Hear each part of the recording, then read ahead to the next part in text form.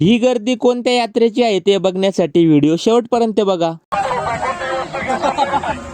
नमस्कार भाऊ आणि बहिणींनो, आज आहे होळी. त्यानिमित्ताने सगळ्यांना कामाची सुट्टी आणि बाबा तर दरवर्षीप्रमाणे सकाळीच बांबू तोडून घेऊन आलेत हे बनवण्यासाठी. बऱ्याच मंडळींना तर याचं नाव सांगता येणार नाही. कमेंट करून सांगा बरं हे काय बनवलंय. तोपर्यंत आम्ही रामफळाची चव घेऊन बघतो. त्यानंतर दाजींनी गाडी काढली कणशीला जाण्यासाठी. मग मीही त्यांच्या सोबत 3 फेज स्टार्टर सर्व्हिसिंग करण्यासाठी घेऊन निघालो आणि थोडं पुढे आल्यावर किरण सोबत दीपक भाऊ भेटले. ते यात्रेला निघालेत. मग म्हटलं तुम्ही चला पुढे, आम्ही येतो तुमच्या मागे. कणशीला आल्यावर पहिले स्टार्टर सर्व्हिसिंग करण्यासाठी दिला आणि तिथंच बसून 15 मिनिटातच स्टार्टर रेडी करून घेतला. मग वरखेडा फाट्यावरून वळण घेऊन डायरेक्ट यात्रेच्या मेन गेटवर पोहोचलो. आता तुम्हाला कळालंच असेल की आम्ही यात्रेला कुठे आलोय असं. सिद्धेश्वरच्या यात्रेला. आणि या गर्दीला बघून तर मोठा प्रश्न उभा राहिला की आपल्या मित्रांना शोधायचं तरी कसं. पण बऱ्याच चेंगरी नंतर मित्रमंडळी भेटलीच. आता खरी यात्रा सुरू झाली. अरे अजय भाऊ आले, त्यांच्यासोबत यश दादाची भेट झाली आणि ऊन तर खूपच लागत होतं. मग पहिले उसाचा रस प्यायला आलो. मंडळी तुम्ही पण या यात्रेला आले होते का? कमेंट करून नक्की सांगा. मग आम्ही मंदिराच्या दिशेकडे आलो तर गर्दी खूपच होती. पुढच्या वेळेस नक्की मंदिरात दर्शनाला जाऊ असा निर्णय सगळ्या मित्रांनी केला आणि परत यात्रेत आलो. त्यानंतर चिल्ली खायला एका हॉटेलमध्ये आलो. आपल्यासाठी चिल्ली राईस मागवला. ती प्लेट संपेपर्यंत तर माझे आवडते पावडे टोपली भरून आले.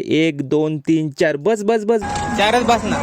4 पावड्यांवर 1 पावडा फ्री आहे असं त्यांनी सांगितलं. मग काय पोट भरून नाश्ता केला आणि पुन्हा या गर्दीतून कसं तरी पाळण्यांकडे पोहोचलो. पाळणे तर भरपूर आले होते, पण तुम्हाला माहिती आहे की मला खूप भीती वाटते पाळण्यात बसण्याची. म्हणून तिथून लगेच निघालो आणि रितिशासाठी 1 ट्रॅक्टर रोख रकमेत विकत घेऊन घरी निघालो. यात्रेला आलोय आणि आपली मित्रमंडळी भेटणार नाही असं कधी झालंय का? चला मग तुम्हाला हा व्लॉग आवडला असेल तर लाईक करा आणि आपल्या आयडीला फॉलो करून घ्या. भेटूया नेक्स्ट व्लॉग मध्ये.